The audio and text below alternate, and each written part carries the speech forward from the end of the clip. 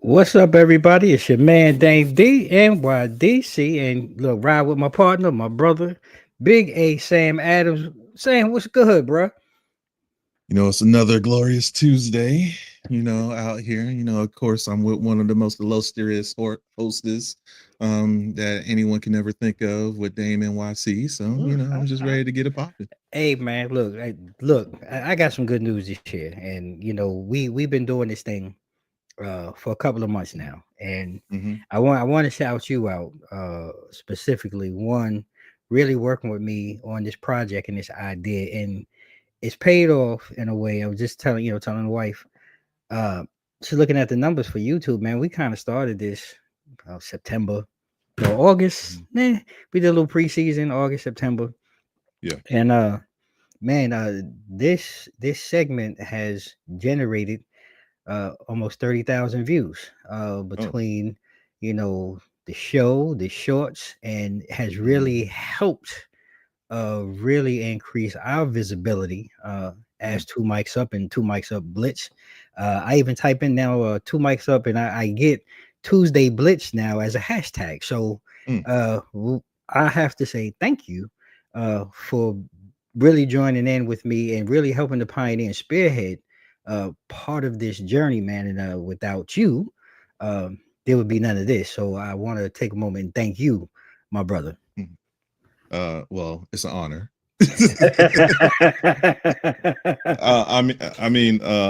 I'm surprised to hear those numbers. But at the same time, we talk like this all the time. So exactly. You know what I'm saying? So just to have it spread out a little bit more, I think that it just makes it even more enjoyable as far as like the interaction and everything. So I appreciate you giving me that invitation to come out here and participate with you. And what I'm saying, just thank you, man. Look, thank you. Like I said, because like I said, this thing conversation, like I said, this is how we. I mean, it's a little juicier, but we doing our best to keep it PG. Right. But I really, like I said, man, I looked at it today, and I, it's one of those you just, you expect it to be good, but. Just better than I could have hoped for, and we gonna continue this journey, man. But I wanted to start out that way by giving you your flowers, man, and thanks.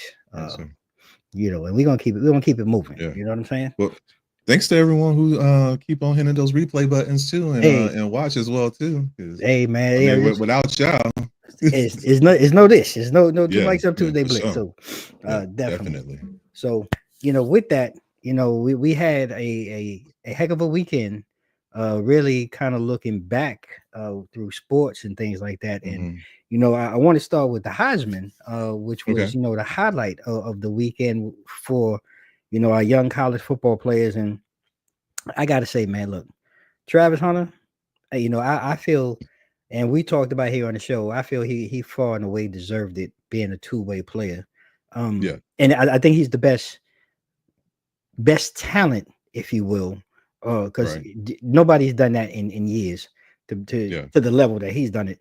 But what was your take? Did you get a chance to watch it or catch any replays or anything? And just kind of, what's your input and feeling on him taking home the Heisman? I mean, honestly, like you said, there was so much going on. Army Navy game was tied up in there, so it was a little difficult for me to watch. When I was eyeballing that. And I know we'll get to that later. But I caught the end right before they were making the announcement and everything. And I kind of feel the same way. I honestly was leaning more on Ashton Genty. Really? Just because he was putting up Madden numbers for the whole season. Real. It's nothing to negate Travis Hunter and everything that he did, especially being a two-way player. But just when you look at the stats that Genty had, and he was pretty much in the forefront. I want to say you really didn't catch much steam on Travis Hunter till about week 8.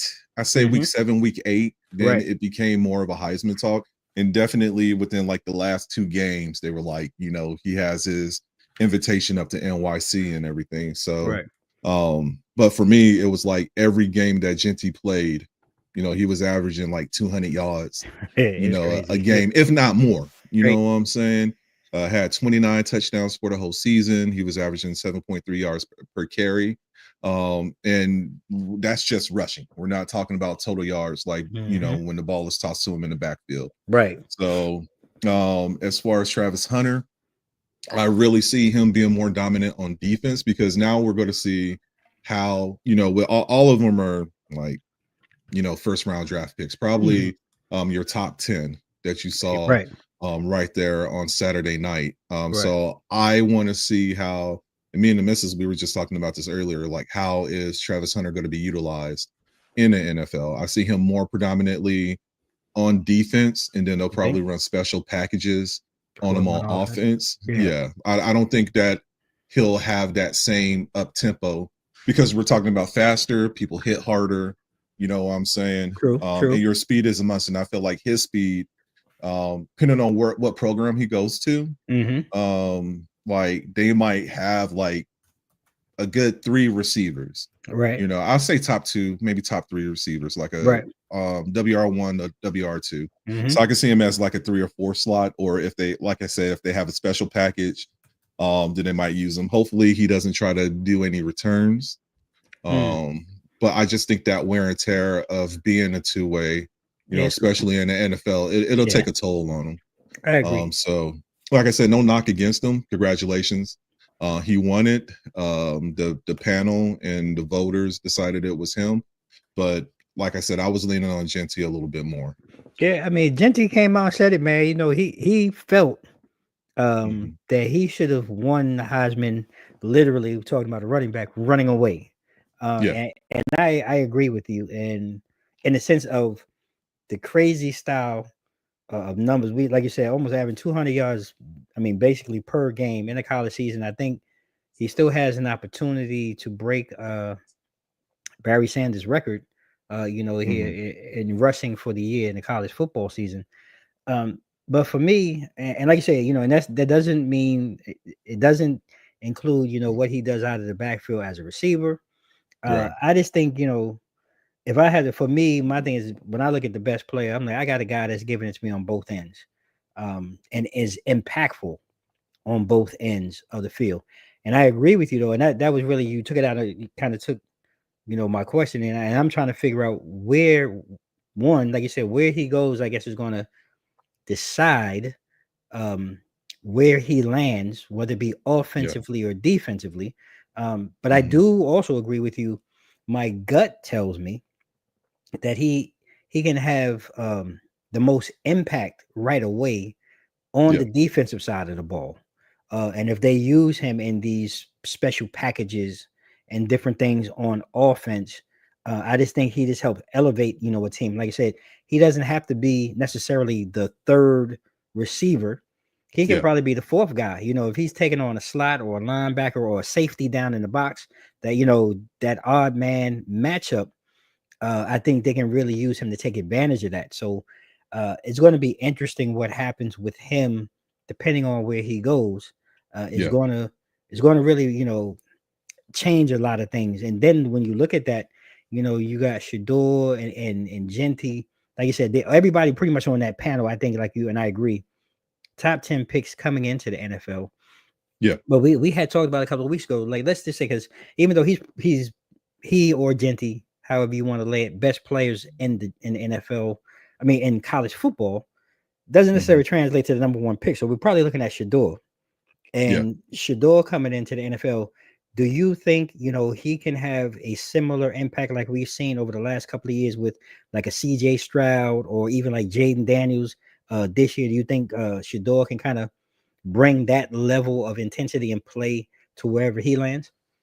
I really think that it's going to depend on exactly what program he goes to. You know what I'm saying? And how he's going to be developed, because this is really going to be like year 1 of no prime Right. You know what I'm saying? I know that he's still gonna have that influence, Yeah. as far as like a behind the scenes type coach. But how is he going to be, picking up a different program and picking up a different playbook that Mm. has nothing to do with Dion? You know Mm. what I'm saying? I think that's what it's eventually going to come to. So if he Right. could do that, then yeah. But it's going to be also based off of the pieces that surround him too. You Yeah. know what I'm saying? Yeah. Is, let's say, New York Come on, or man. Come the on, Giants. Raiders, Come you on, know what I'm Giants. saying? Are they going to have enough weapons, already around the True. system to make him sit there and shine? Yeah. Because he's going to go to. I see New York, Vegas. Oakland, Mm-hmm. or Vegas. I'm Mm-hmm. sorry, I said Oakland. My bad, y'all. The Tennessee, because they've been on a QB carousel Oh man, they as of wear out late some too. QBs. They wear them out. New Orleans, you know what I'm Mm. saying? I Right, don't good know, point. you know what I'm saying? Like, these are programs that we've been seeing. Is Derek Carr going to be healthy going back to Mm. the Saints? Good point. I mean, even Atlanta with Kirk Chains, I mean, they put Ritter in. Well, I mean, Was it and you Ritter? think no? Yeah. Well, Penix. Yeah, It Penix, wasn't my that. bad. Yeah, yeah, yeah. Yeah, Mm-hmm. Penix. So it's too hard to call right now, just because I think he's going to go through his growing pains. You Mm-hmm. know what I'm saying? Coming in. So, I mean, really only time will tell. It's Yeah. really going to depend on his receiving core, his coaching core, the O line. You Well, know yeah, what I'm that saying? Because part. that's huge, because you That look part. at Yeah. Colorado and they've been steadily building up, but Mm-hmm. he's been sacked a lot A too, lot. A this lot. season too. Yeah. And I wouldn't want that to roll over into the NFL on Yeah, and that's my. I mean, look, I'm gonna be a homer right now because right now in the Meadowlands we've got a lot of garbage floating around. him. Sewage has bubbled up to the top in the Meadowlands, and as a Hmm. Giants fan, I mean, I can't lie. If we happen to obtain the first pick, I'm not gonna lie. I mean, you got to go out and get your door. But it's the same issue that we've been having for the last 12, 13 years in New York, like, and you spoke on it, the offensive line. If we don't put anything one of value that can give him those 3 to 5 seconds to be patient and make the reads, it's going to be a problem. I do. Right. I mean, we do have a number one. I like the shot. Shador and him out there in the snow. Chucking the ball back and forth around there outside of MSG. So that Mhm. that gives you some warmth and some hope, but then Yeah. is the rest of the pieces, like say, one receiver, we need, we have somewhat of a decent up and coming running back in Tracy, but I don't think he's an every down back. So Yeah. again, it's going out and get another back, tight ends, whatever, and just putting the pieces around him. And again, I don't think Dable is a bad coach. I just think from watching the GM and the choices that he made last year, a la Saquon, Mhm. yeah, like a lot of things need to be revamped in the structure of the front office for us to be successful, and we haven't been getting that right for a long time. So but it will be interesting to see where he lands, and like I said, I'll keep my fingers crossed for those G men to try to get up out of the bottom of the NFC East and make a move like Jaden Daniels and the Commanders have been doing this year. I mean, kudos to them. They're exciting, Right. and it's fun to watch. Yeah. Yeah. I Okay. agree. Well, uh, over this weekend too, it took some time. I think, the Jamie Foxx special had actually came out, I think, like the week before. Right. Just everything going on. But I had some time this weekend to sit down and really watch it. Have you had a chance to see it Yeah. or okay? And I thought it was extremely it was moving. It was emotional, Yeah. to say the least. And if anybody out there, I see a couple of people here in the background, thanks for joining us. You can drop us a comment. But I don't want to give any spoiler alerts, but I'm going to go into it, Right. So um, for me, and I don't want to say being in a situation like his, but I've experienced something like that where you almost lose your life and you're talking about, doctors telling your wife and your family, oh, we don't know what to do, pray for them. And it was Right. emotional for me because it touched me kind of reminiscing that. And then to see a man of color really one praise God in the manner that he did about his recovery and the people that were most important to him during Yeah. his recovery. And I didn't really look at it as a comedy special. I really looked at it as a testament. Right. You know, and I thought it was moving, and I thought it was exceptionally well. I talked to some other people who really didn't like it. They thought it was a waste of time, which I can't see how you felt that way. But your opinion is your opinion. I'm just curious from you. You know, how did you feel about it, or what were your thoughts or insights that maybe you could share from your perspective? Yeah, I saw it as a love letter and Mm, a thank you mm, letter at that too, just hmm. for the people who took care of him, Right, during his downtime and everything. right. So maybe people had a different expectation, you know what I'm Good point. saying? Good point. And with that being said, I mean, like if we're looking at the medical side, he had an aneurysm. Right, You know what right. I'm saying? And there was like a rebuild stage. So I'm just like, what do you expect during this time? Good You point. know, Good so point. he came out there, he poured himself out, and I think he did a really good job. You know, of course, the ending without spoilers was I kind of knew that he was going to end it in that fashion. Hmm. But like, you know, for it to be, and when was the last time he even had a special? You know what I'm Right, saying? right, right. You think about that too, and that's what a lot of these comedians like. When you look at, you know, I see Chris Rock or Hmm. I see Dave Chappelle. Like they kind of use the same stick and moniker Hmm. or monologue that they've been utilizing for years. You Right. know, he's been out of the as far as I know, he's been out of the stand-up game for a minute. Hmm. So I think that he's still rolling back to like those early to mid 2000s and how his stand-ups used to be. Right. I think that when he does have another one, because he could be in partnership with Netflix, or streaming services. I don't know if we Hmm. can plug stuff like that. But Yeah. if it's a continuation, then I feel like the next one that he has would probably be a little bit more contemporary Yeah. with the time. So just, you know, I enjoyed it. I did I too. had the same impact that others did too, as Hmm. far as like, you know, uh the it wasn't the ha Right. like nonstop. And I think Right. that that was everybody's expectation, but like I kind of felt like him coming out, like the way he started and how everything continued, like that's what it was going to be. So, Yeah. you know, Yeah. just yeah, Yeah. if you haven't seen it, give it a chance. Yeah. Give it a chance. Peep it Definitely. out. Yeah, and don't sit here and I know we say that a lot of times because I know we go to talk about a lot of topics and like don't get you, grow your own opinion about it Mm, before you mm. sit here and you know might skip through it. I mean, it's number one on Netflix for a That's reason. I right. think it's For a still number one reason. strong. Yeah. Yeah, and we're talking about over a week. Yeah, it came out a week ago today. Mm-hmm. So just go and peep it out, y'all. Yeah, Yeah. holiday season. Y'all ain't got nothing else to do. Sit Right. down and watch Jamie Foxx special. Right. No, I thought it was awesome. It was moving. Hmm. And it really was worth the watch. You know, he really Yeah, did his thing. absolutely. And like you said, the tribute and the thank you letter and all of those, the praise that he did, it was really, really awesome to watch and to see, like you said, because he hasn't been around in a long time. So definitely, like Sam said, go ahead, check out Jamie Foxx, man. It was a great Yeah. special. And let us know what you think. You know, you get a chance.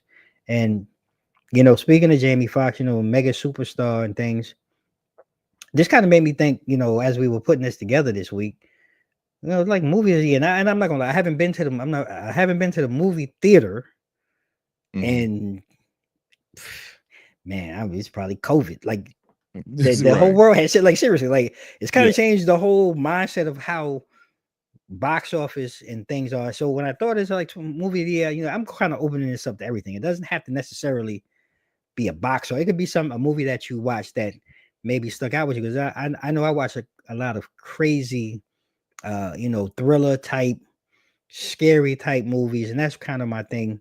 And then you know I watched Right. the dumb stuff, kind of like you know like Deadpool and Wolverine, which to me was Right. well was a good, it was a decent movie. I enjoyed it, but another one was Long Legs with you know my man Nicolas Cage. I'm a huge Nicolas Right. Cage you know fan, and yo Nick, if you watching this, man, shout out to you, bro. Like real talk, I'm a big Nicolas Cage fan, but Long Right. Legs was a crazy movie, man. You know, it's about this whole occult and you know the Mhm. officer that was trying to track him down, and you know Nicolas Cage was playing this dude Long Legs. And I want to say it was based off a true story, um, Right. but it was just really engrossing and engaging to me. So I'm just curious, like you know, was there any movie or movies that maybe stood out for you here in 2024? A sleeper that I have, and I was thinking hard about this because I don't know, when I was looking at action, I mean, we went to go see Transformers 1, Oh yeah, and yeah, that was my childhood right there. right. And to look at the origin story of Optimus and Megatron and Mm-hmm. where they came from, and it was crazy because like I start rooting for Megatron. I always been like an Autobots, Prime and It's like, Ultra oh wait a minute, Magnus and he ain't half bad. Hold yeah, on, yeah, yeah. And then like when you get to like um what drove Megatron to become who he was, right, it's like, man, it kind of makes sense right now. You know what I'm saying? right. But a sleeper, I think it was on one of the flights I had. I think when I went to go see my daughter's graduation was Book of Clarence. Like Hey, I peeped that out that and wasn't bad either. That was actually pretty dope. yeah, Mm-hmm. it I was hesitant with watching it and everything at Mm-hmm. first, but then when you get into it and you see how they interpreted, Yeah, the Bible and everything and Jesus passage and everything, I was like, okay, like yeah, I get it. So that was very prolific for me yeah. It to was. watch. So Okay. I can't think of I mean, I'm the same way. I watched a whole bunch of films this Mm-hmm. year, but I think those two like really stood out to me. Right. One more we just saw last week, and it was actually like a remaster and update.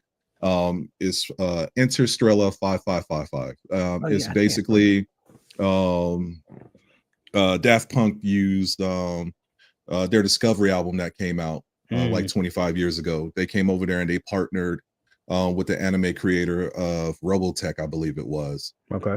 Really powerful wheelhouse out there in Japan. And they came over there and they meshed the album with an anime. Oh wow. And basically, it was just talking about like it's just synapse of like the music industry and everything, Mm, and pretty mm. much how they sit here and kind of like gut, certain artists, Yeah. just for marketing and Right. publicity and basically making that dollar off of them and everything, and how greedy the music industry is. I have to check that So one it out. was good because I went with my son and he's a huge Daft Punk fan. So That's what's just up. to yeah, just to see the reaction and And the especially with the passion. audience, Uh-huh. it's kind of like a passing of the torch. Mm-hmm. Like I got choked up on some songs and then he got choked up because he was like, Digital Love is my favorite track, off this album. So, and I everyone love there, it. it became like a party. You know what I'm Right. saying? So, shouts out to them for even, bringing it back into the studios because I used to have to like watch it on like, YouTube or something like that, Mm-hmm. be broken down, song by song. But this was like the full feature. So That's to what's see it up. right there, I was like, that was pretty amazing too. Man, that was awesome, bro. That's awesome, man. Look, always good, man. We got some good stuff to talk about, man. Get the juices flowing as we kind of go Yep. ahead and head into the meat. Yep. And Here we go. this part of the meat, I know you're not gonna be happy about. Again, Man. busy weekend, and I look, I feel the love for you and everything. But we sat down, and I turned it on. I know you was watching it. I saw a Yes. couple of your posts out there. And I look back at the post towards the end of the game, and I was like, but Yeah. yeah, Army Navy, Yeah. classic rivalry, and the midshipmen, man, they took Army to the woodshed, and this was one of those games when I look at it and just doing some research. So this was really like Mhm. the first time, like really, I guess in a long time, or that I could think of. This is the first Mhm. time that both teams were pretty much, 19 victories in the season. I mean, both winning Yeah. seasons at that level. Um, Right. in this annual clash, and really like, man, your boy Horvath out there, he did some work, man. And Mhm. Daly, I'm sorry, kind of he didn't come up on top in the same manner. And both teams, we know they were going to run the ball, but Navy's defense Yeah. really stepped up and stood out throughout most of the game, really stymieing, Army all afternoon. And I don't Mhm. want to ask you how hard was it to watch, but like what was your thoughts and your emotions and the roller coaster for you as you were watching this? Because I know it might have been some slamming and some bamming going on for you, and a few unfiltered words. But what was your take when you look back on that one? I mean, I was upset, but not too upset. Mm. I feel like Army had a hangover from winning an The championship? American, Yeah. conference, championship. And they went away from what was working with them. You know what I'm Yeah. saying? When I saw that Bryson Daly had 3 interceptions, I was like, y'all going away from what got y'all here, which was the Yeah. running game. You know what Yeah. I'm saying? And I don't think that they put too much emphasis in that, and it costed them. And the defense was playing pretty lackadaisic too. They really I were. mean, for Navy's running back to have doggone over 200 yards, Horvath to have over 200 yards, and there was no combating that. You know what I'm Right. saying? And they were automatically, they were only down 7-zip in the first quarter, but I felt like they went away from that. Yeah. And it kind of detoured, the whole play calling from Army ever since. Yeah. So it was tough to watch, having 2 field goals in the second half, and then the phone calls afterwards. I was like, I started to hit you up, be like, yo, bro, you all right? Then I said, you know what? Hey, look, I wasn't answering shit. I didn't I answer know you nothing were. from nobody. I know I you wasn't answering nothing from nobody. I know you what I'm were. saying? That's why I said, no, let me not do it. Let me wait till Tuesday. Yeah. He'll be in a better headspace and he'll be able to do it. Cousin Bray, what's happening? I appreciate you. And thank you so much for joining the show. And I appreciate you enjoying the conversation. Thank you. Yeah, I just yeah, that was a good point too. It did seem like they were unengaged a lot of the game. And that's a good point you bring. The hangover from winning the championship, against Tulane and different things. And it just seemed like they could never really get going. And every time it seemed like, they was like, you could feel like maybe the tide is getting ready to change. They would some type of bonehead play, bonehead mistake. Yeah. Navy would just show up defensively. And I want to say the play when and the announcers were calling it, Heinrich, hadn't touched the ball, and then you hit him on a little out route, and he breaks it for 51 or 52 yards for a touchdown. Yeah. I really think for me that was really the air out of the balloon, because it seemed like at that point it was like Army really had nothing left to give, or any gumption, if you want to call it, to really get back in the game. But moving forward, Army's going to the bowl. They're going to a bowl. I mean, heck, both of them going to a bowl game. But Army's specifically, who was it? I think Marshall dropped out. So now they're playing Tech, I believe it is, Louisiana Tech. Yes, Louisiana Tech. I think that's an interesting matchup. But do you think Army? I mean, heck of a year, man. I mean, what, 11 wins? Oh yeah. Do you think they're able to? Yeah, they're able to bounce back and go ahead and win the bowl game, against Louisiana Tech? I don't know, because they're probably getting their orders and their assignments and everything. Some of them are even talking about entering the NIL or the transfer portal. Yeah, that's killing. So I don't know who's going to be participating for West Point. Right. So it'll be interesting to see, but they should have something to prove. Yeah. So I mean, only time will tell. They're playing a team from the Sun Belt. So I mean, it'll be an interesting matchup. Yeah, I think so. I would never take anything away from Louisiana Tech. So it could be a good game. Yeah, I'm looking forward to that. That's actually one that and I'm actually interested in watching a lot of it into what you said. But I did skip over the fact that this NIL portal does open up now, and it's a weird time to really open it up. So many kids. This transfer, bowl games, you got playoffs. Yeah, it's just weird how they do it, but that is going to have an impact, and I totally overlooked that. So that's a great point. And with bowl season and college football playoffs coming up, right? I wanted to take a moment, like, now that we kind of understand who's actually in the picture. We always talk about the teams that who people are saying to win. I want to look at it from the backside or the reverse side. Let's talk dark horses. And when you look at this layout, like, who do you see? Is there one or two teams that, in your mind, just looking at it, that have a shot of actually making it to the finals and potentially winning it?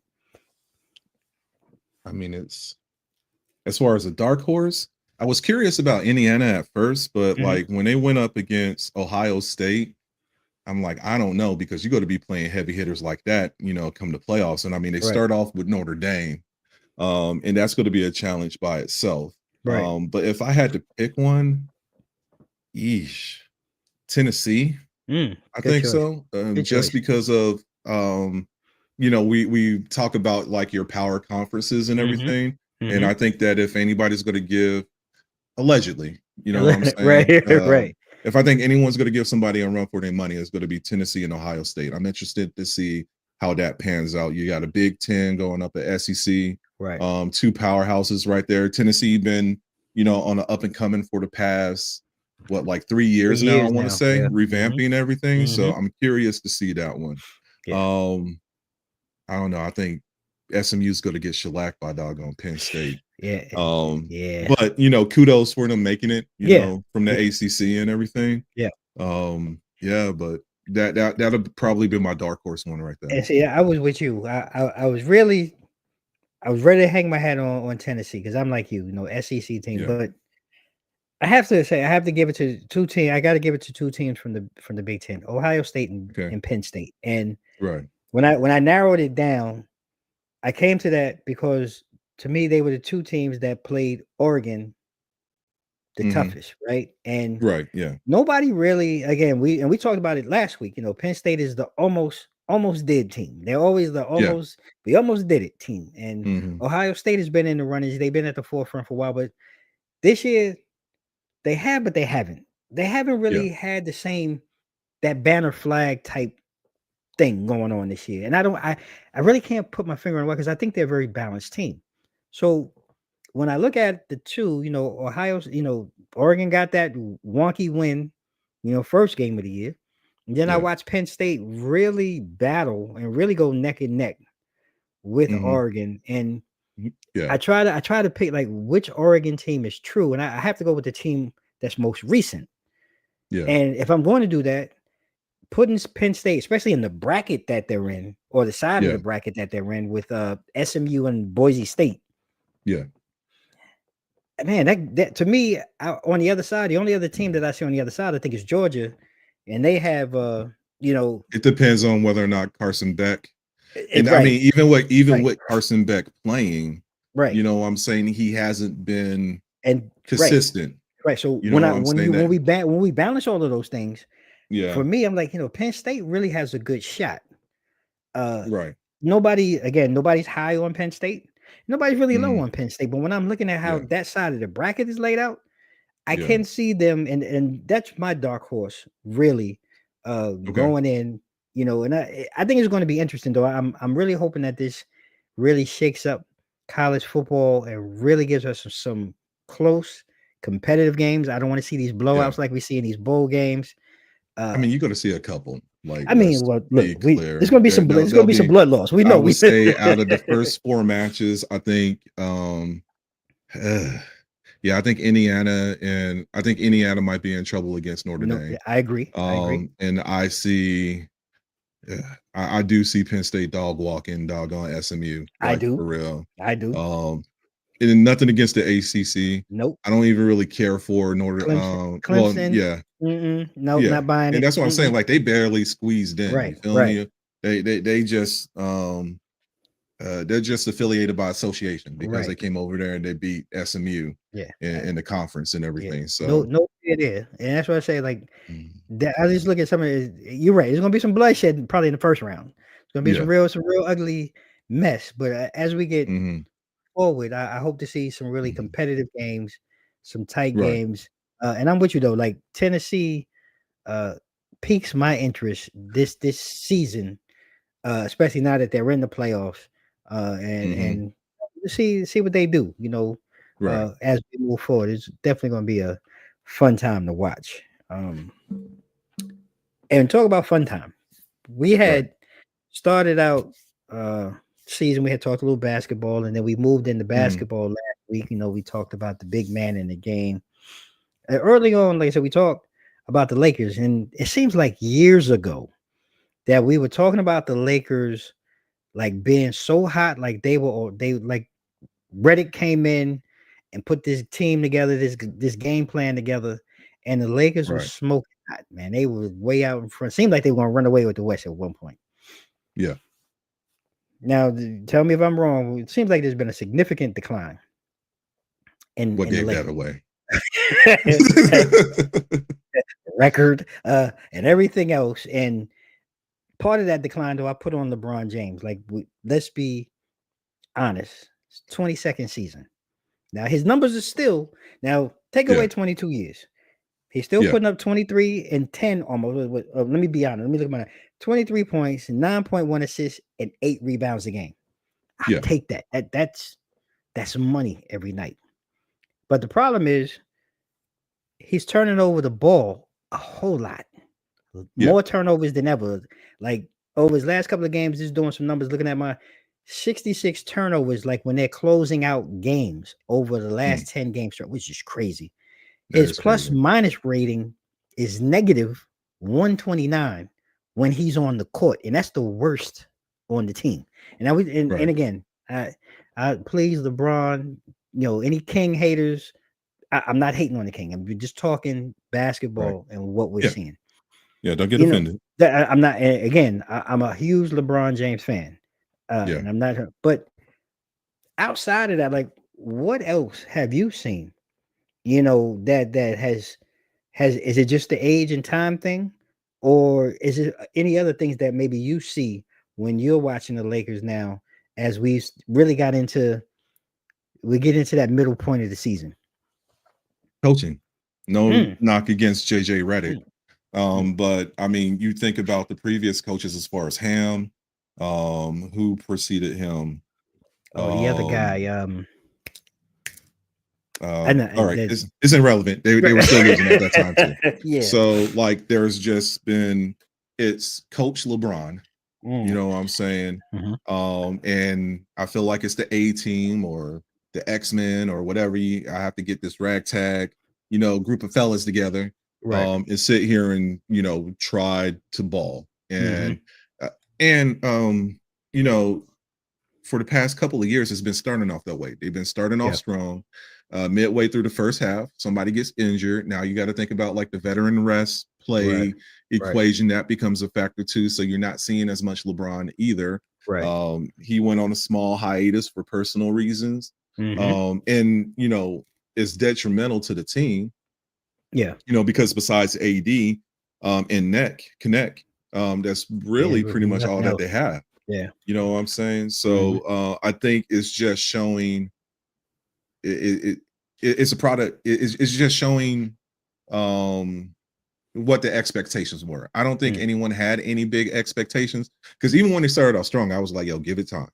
I was the same way. Any moment. I was waiting for the flat tire any minute. Sit here, and they're going to get back to their old ways and everything. So my expectations was there for that. Excuse me. I'm with you. It's just like I said, the accumulation of it seems like there's no ball control. It's a very slow offensive flow. Seems like they've gotten away from working inside out. Focusing on AD as being the pivot and the point of the entire offense. And it's just, I can only see it getting rougher for them. And again, we're looking at, more than likely, and I said this from the top when we first started talking about the NBA, they're playing that 7, 8, 9, 10, play-in game. And especially when you have teams like Houston has, huge turnaround. And I think we saw that towards the end of last season with the talent that Houston has. Sacramento is still there. You talk about, Ja Morant, he's back in Memphis, so Memphis is back in the discussion. So it's only gotten more difficult for this Lakers team. And like I say, we, at some point, I don't know what they do. I don't, and again, I'm with you. I wasn't a big JJ Redick fan. But when I watched him initially when he came in, it seemed like he came in with the game plan. He came in with the script. He came in with the idea, focal point of AD. But there's nothing around him. Like I said, outside of Connect, I don't know what happened to Austin Reeves. I don't know where he is. I don't know where Rui is. Like I don't see any infusion of talent or energy. So it's just going to be a long season, for the Lakers. But They are Los Angeles. Trade deadline is coming. So Hey, who look, knows? they'll make it to the play-in. Yeah, that's what I'm saying. Yeah, We're I looking at a mean, play-in. yeah, and Yeah. they're probably going to be a first round elimination as usual. Yeah. I mean, But I mean, that's just as long as, and like I said, I'm not knocking LeBron. You know what I'm at all. saying? At But all. as No. long as you have him on the team and you're just building pieces, Yeah. with somebody who's, he's like the season's changing. You know what I'm Mm-hmm. saying?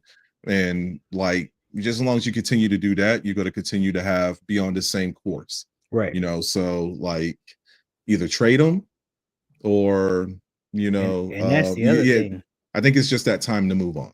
Yeah, and You that was know, that one. That's the other thing you talk about the trade. I mean, you hear. I'm gonna call it fake news because I don't know how real it is. yeah, About the opportunity for him to go to Golden State, but Golden hmm, State didn't want to take Bronny in the deal. All of right, these different things, and even him going to Golden State on paper, and in my mind that sounds great. But again, though, I don't know. Does he ruin that flow that yeah. they've kind of created with that mix of talent?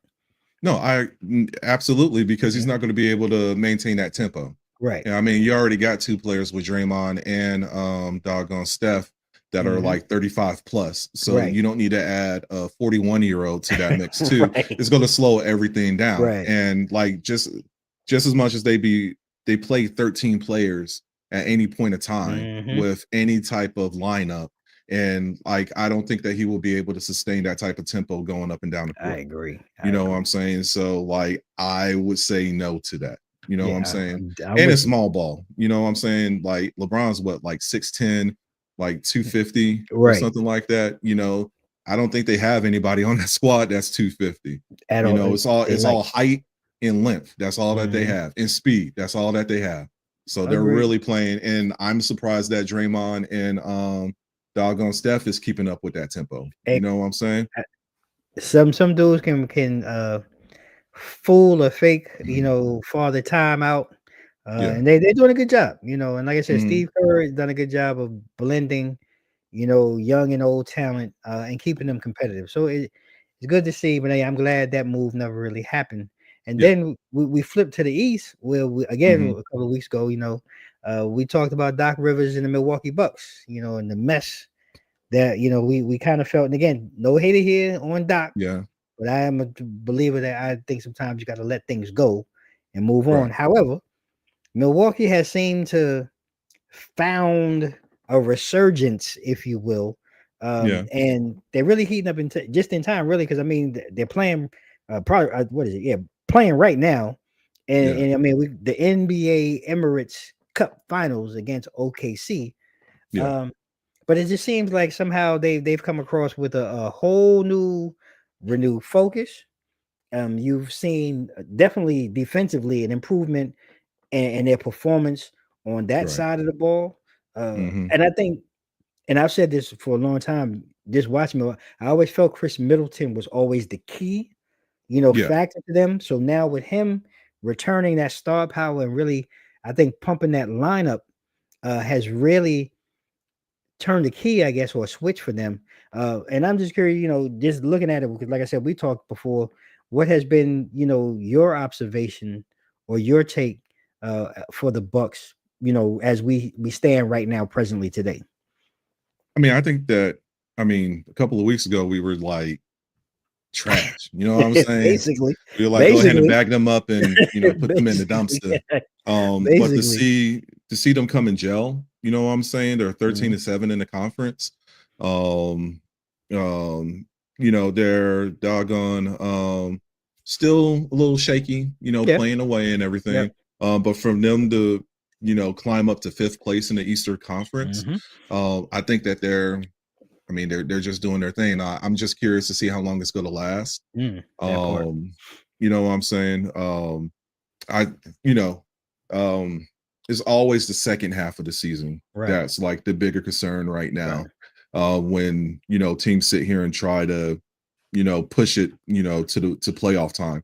But if Right. they could keep this going, like I could see them staying within that top 5. But you look at that mountain and the teams that we're not mentioning, that's going to be a challenge. They're really playing catch up right now with the top 2 with Cleveland and Boston. Yeah, You they know what far I'm away. saying? That's a whole nother stratosphere. Yeah.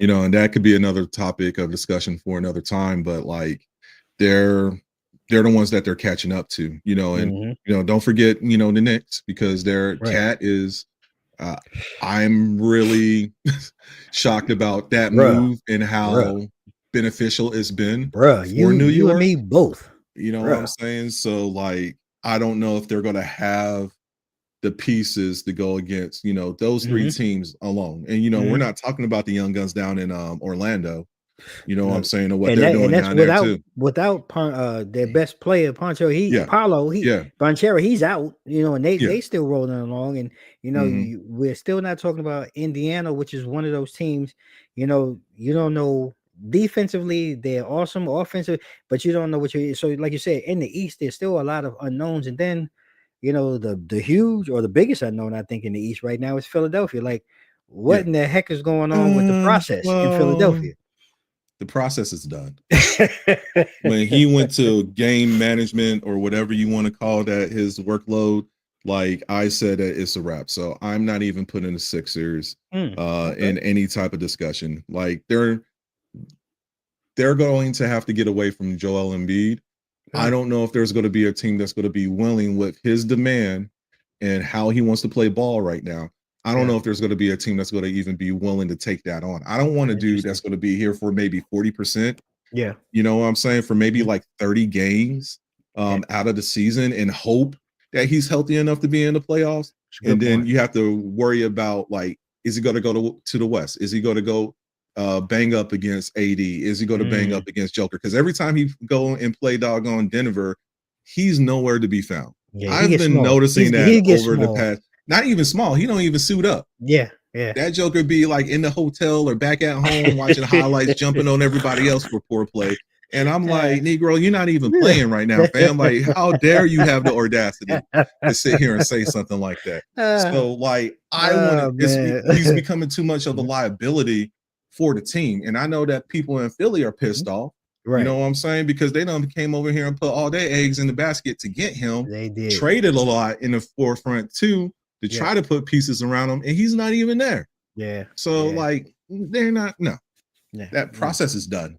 You know what I'm saying? Just go ahead and put that in the folder, put it in the doggone file cabinet, lock the key, chuck that joint somewhere. You know what I'm saying? And leave it alone. You know what I'm saying? Man, look. Yeah, I heard it, man. The process is over, Philly. Yeah. I need to go from the process to try to get some restitution from Joel Embiid. Try to get y'all need y'all reparations. Philly need their reparations right now. Hey, man, look, real talk. I love it. Yeah, I love it, man. Well, we're going to get off the NBA. We're going to get out of that process and get our restitution in the NFL. And we had some great games that we had talked about last week that we had highlighted, to talk about this week. And we're going to start in your division where Bills Mafia rolled into a Ford Field, man. And look, the Mafia came out. Bro, I'm not gonna lie. I turned the game off when it was like they kept 14-0. I was like, yo, it looked like Detroit had nothing for it. You should know better, because just the firepower alone, on Detroit's side. But even though Jared Goff came back and pushed the envelope, threw for over 500 yards, which is crazy. Josh Allen and Buffalo just came out, man, and they kicked in the door. And that was the furthest thing from my mind. I thought it was going to be a close game, a good game, but not close in this manner. The type of yardage and points that were put up. But Detroit just couldn't close the gap, once they got behind. And I don't know, is that a telltale sign? Because it made me think of your Packers last year when they came out and they punched Dallas in the mouth. Yeah. And it's one of those things, not to say Detroit is a bully, but it looked like, Buffalo had a plan in mind. We're just going to come out here, punch them in the mouth. We're going to stun them to a point where, it's going to be so difficult for them to come back. And I mean, they did, and I'm curious, what was your take like when you sat back and did you watch any of the game or any of the videos on the game? Yeah. Yeah. I mean, I think we brought this up last week. Josh Allen that's a bad man. You know what I'm saying? Got to give him his I know they flowers. used to call Aaron that, but I mean, for him to have 2 throwing touchdowns, 2 rushing touchdowns, and then have James Cook, on his hip too. Like, I mean, what more can you ask for? Yeah. It's unfortunate to see Detroit in the state that they're at because offensively they have all the weapons and pieces. I think they might be losing one of their running backs. Is it Swift? It was Swift, and then on the defensive side, they lost They somebody. lost their whole The whole doggone task on defense. defense. Yeah. I think they lost all starters on their defense, so they're Yep. really scraping with people from the practice squad and backups right now, and I think Yep. that's going to be a problem. I think they're going to be limping into the playoffs. So hopefully they do continue to keep that number 1 seed. But like that's going to be tough for them, because now you're going like touchdown for touchdown. Yeah. And I don't know if they're going to be able to sit there and sustain something like that. Yeah. So that's going to be interesting to watch. I feel like the Bills played the way that I expected them to play.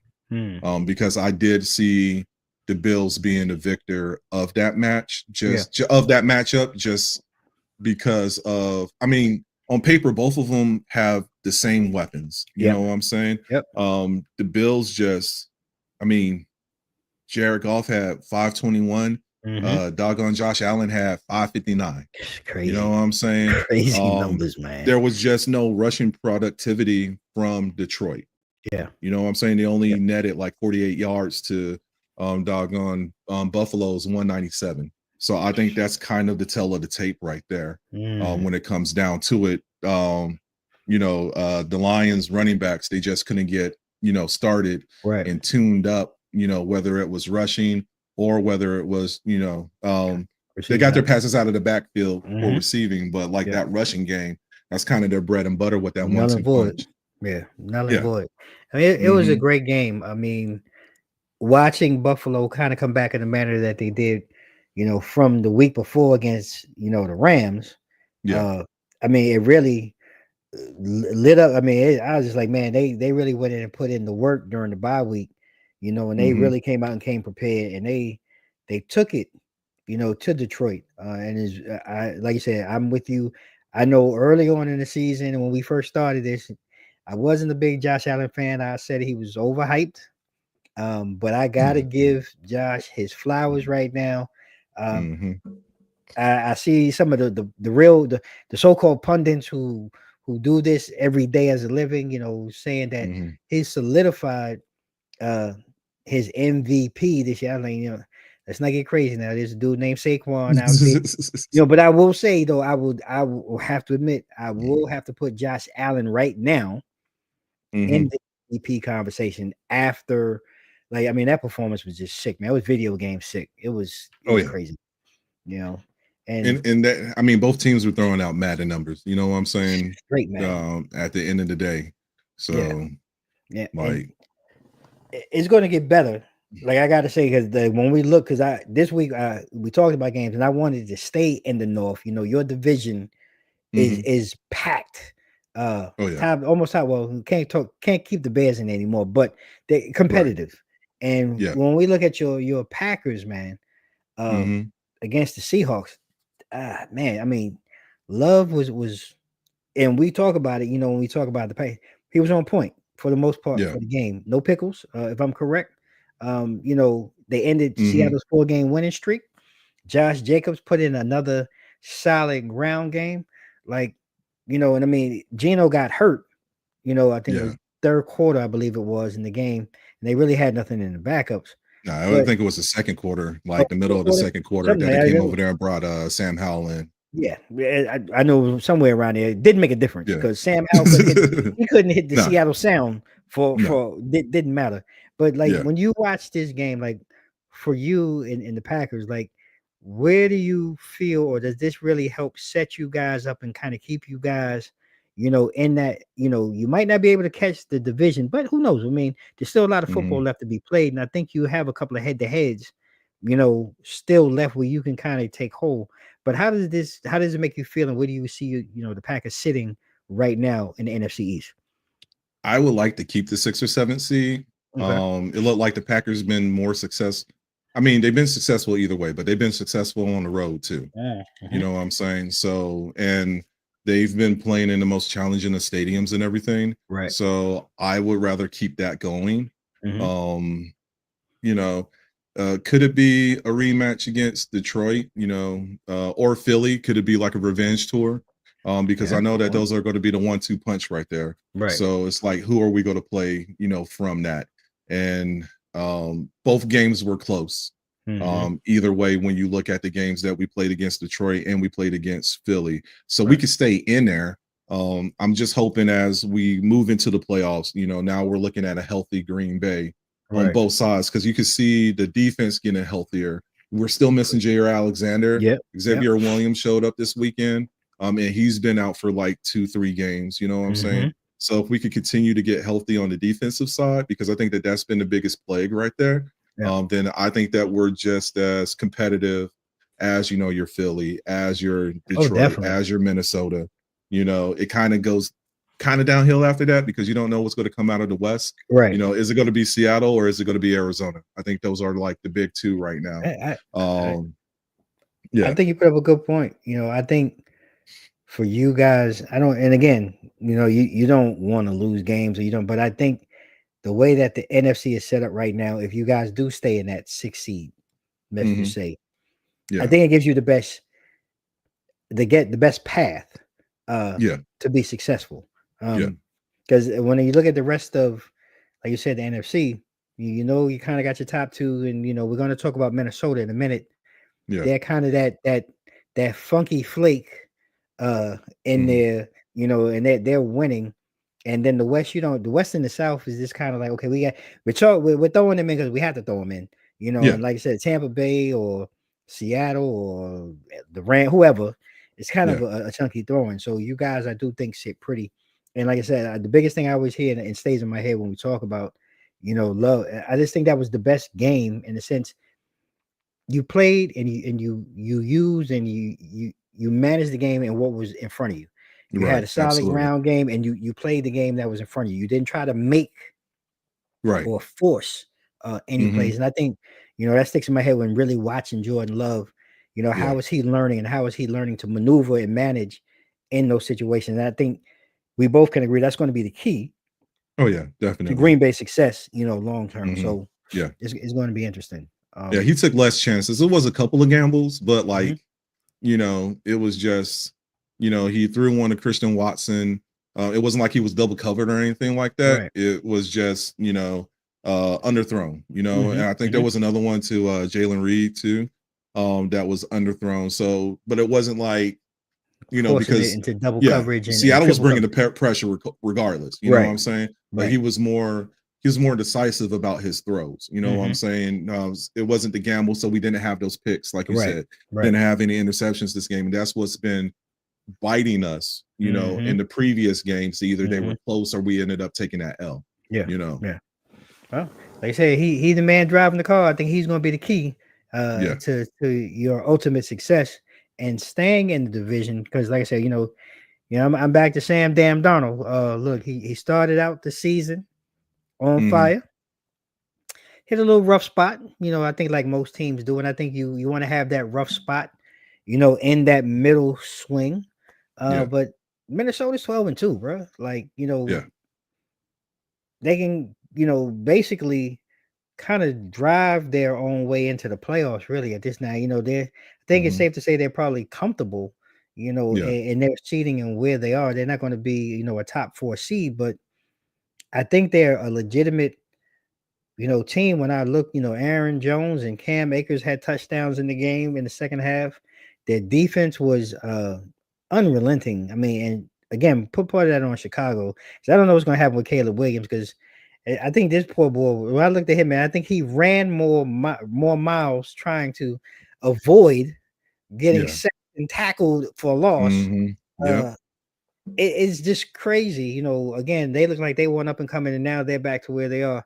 But I wanted you to talk about like Minnesota. Like again, I stayed in your division on purpose today because I wanted to hear your insight. Like, where do you see the toughest challenge that they pose? Not only in your division, but what do you see as we move forward toward the playoffs? I think they kind of had a template like when we talk about Philly and the lot. Well, I mean the Lions defense is hurt, but like both sides of the field. Mhm, You know what I'm mhm. saying? Offensively, you got Sam Darnold, you got Addison, you got Definitely got AJ Jones. JJ I mean, yeah, you got yeah, Jefferson. yeah, you got Jefferson. You have Aaron Jones, you know what I'm Mhm. saying, coming out of the backfield. And I think they have another back back there too. Cam Akers. That's alongside, yeah. They got Cam Akers. Mhm. You know what I'm saying? So there's a lot of weapons that they could sit here and play with. Defensively, I mean, they've been ground and pound and smashing people Mhm. secondary, been, utilizing their assignments and everything. So Right. they're just as it is sad because they're going to be probably be a fifth seed. You know what I'm Mhm. saying? And it's by default By deep. because of Yep. damn Tampa and whoever's going to come out of the West. And we Yep. don't even know if it's really going to be Tampa coming out of the South. It could You be know what any I'm right, saying? right. You pick a day. Pick a day of the Yeah, week. You don't yeah, we don't know who's coming out of the South. You're right. yeah. There's 3 more games to be played, and it's still a carousel for the South. Yeah. So like, it's probably you're looking at 5 teams.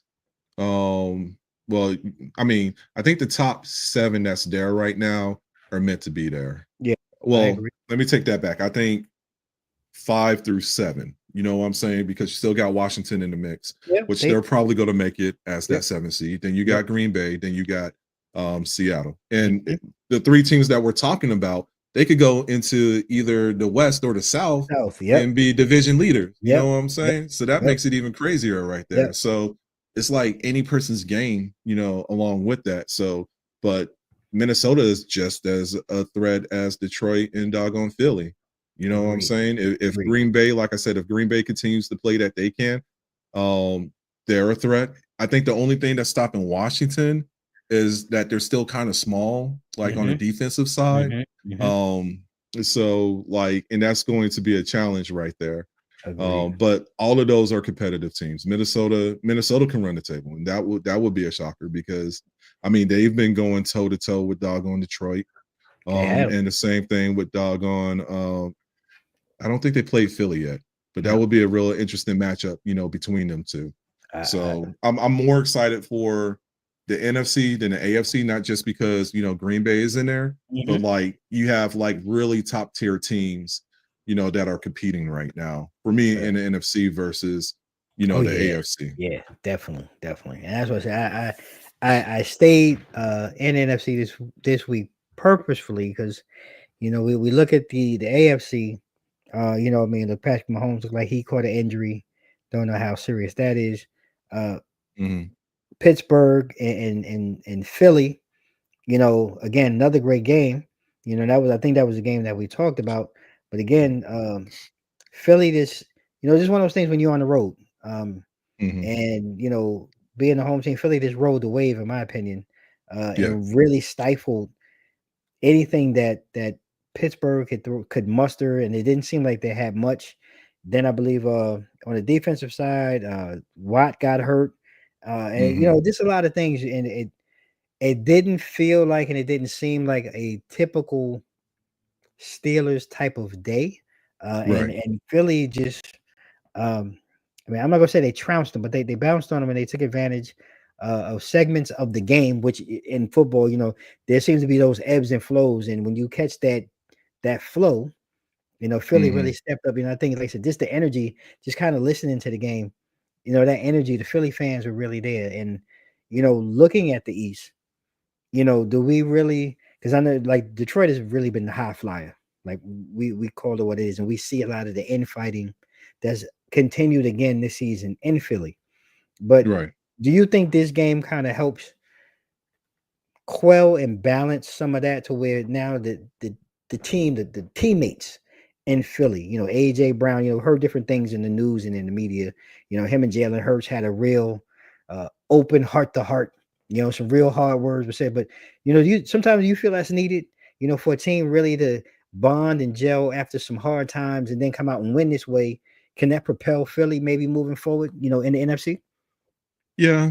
Um, Jalen's gonna have to throw the ball though. You know what I'm saying? He's been having quite the few sub 200 Yeah. yards per game, Yeah. and yeah, you got I think they're leaning on Saquon a little bit too much. Mhm. You know what I'm saying?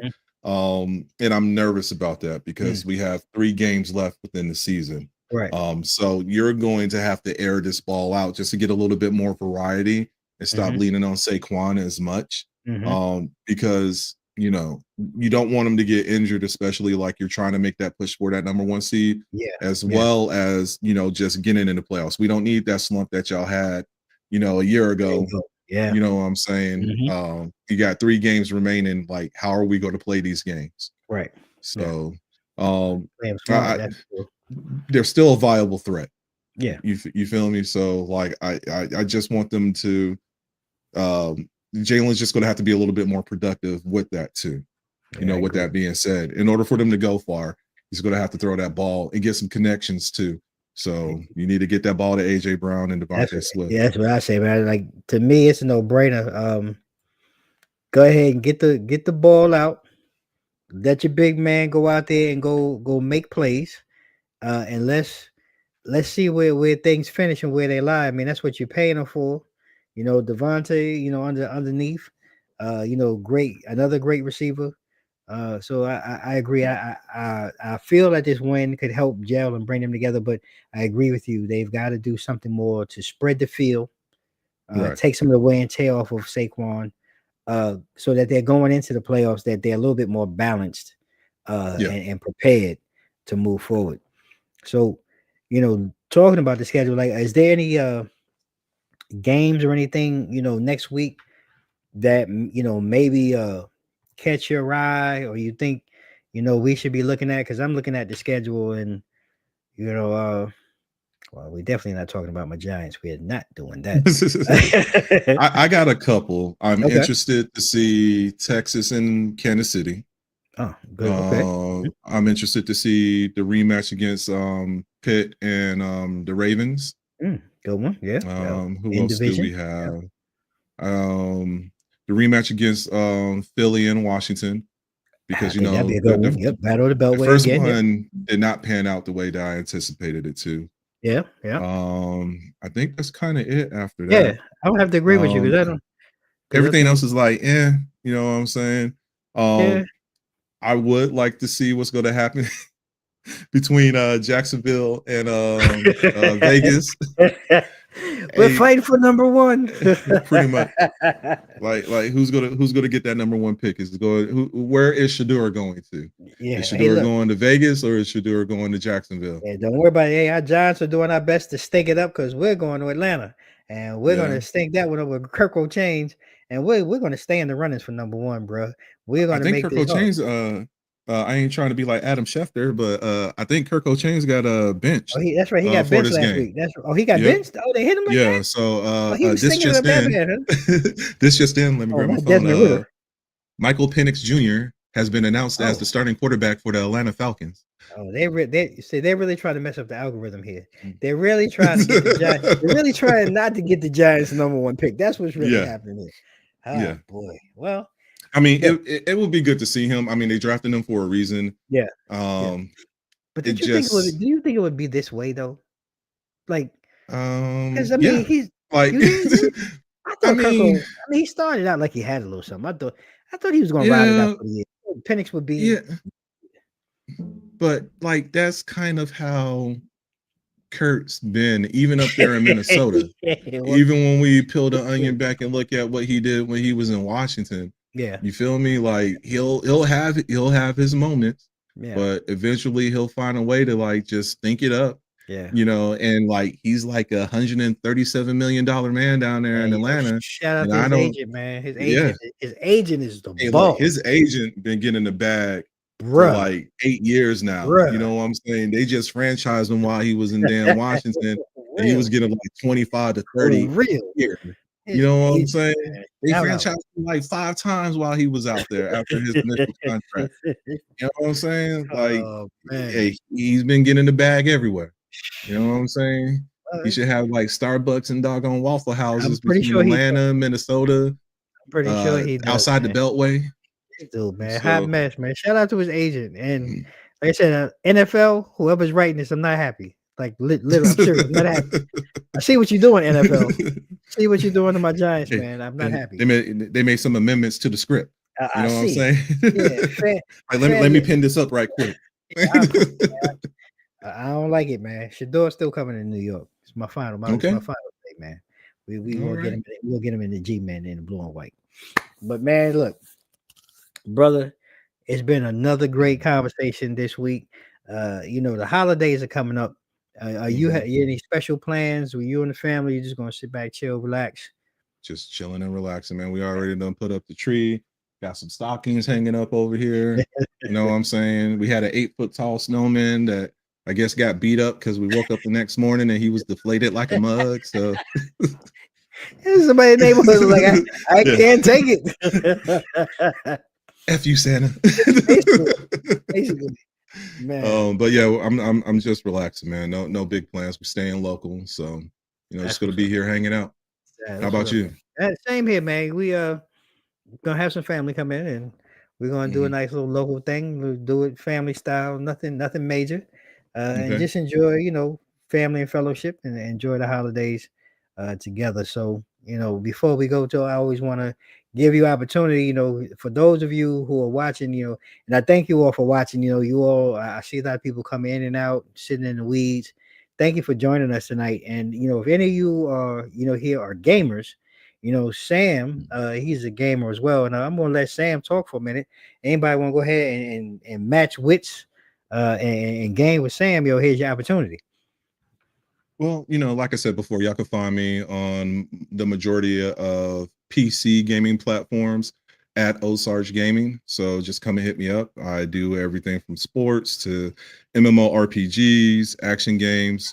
Big into Call of Duty right now. Just start revisiting doggone Fortnite again. So if you want to come and chop it up, I ain't the best, but I'll give it a good running. So just come and hit me up. Let's have a good time. There you have it. Another great episode, ladies and gentlemen. I want to thank our sponsors, at 94 Media House, for providing, their advertising expertise, their graphics, their layouts, their love. So, if you're a small business owner and in need, check out this commercial before 94 we head out. Media House specializes in transformative digital design that elevates your brand to new heights. Whether you need stunning graphic design, impactful branding, or a captivating web presence, our team is here to bring your vision to life. Join the ranks of successful businesses that trust 94 Media House for their digital design needs. Let's make your brand unforgettable. Contact us today. And all right, there you have it. Best way to leave out. And like we do at the end of each and every show, ladies and gentlemen, you can check Two Mics Up out, online. You can catch a lot of our episodes here on our YouTube channel. And if you want to go back, you can check Two Mics Up, on the Mogul TV Global Network on my channel, Infusion TV. Check it out, man. Check out the show. Check out Network Mates. We were blessed with winning our 3rd award, this year. And man, I really appreciate you all. I appreciate you, Sam, and continue cheer and blessings into the new year. Because I think, Sam, it might be best for us. We'll come back in the new year. Well, let's enjoy some time to celebrate with our families. And we'll see you all in the new year, right here on Two Mics Up Tuesday Blitz with me and my man, Big A Sam Adams, doing what we do. And like we do at the end of each and every segment, ladies and gentlemen, I'm going to leave you with a couple of things. May you all stay safe, stay blessed. Mics out.